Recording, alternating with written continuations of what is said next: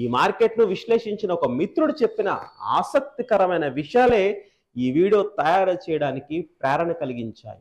Jacob అనే మలయాళీ స్నేహితుడు ఒకరు మలయాళంలో 4 సినిమాలు రూపొందించారు.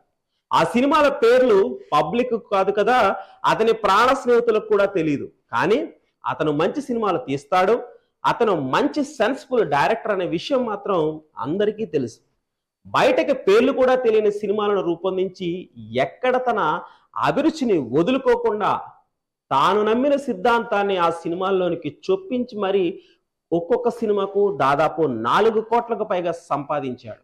సినిమా తీయడంతో ఏ నిర్మాతలైనా దర్శకులైనా ఏం ఆలోచిస్తారు?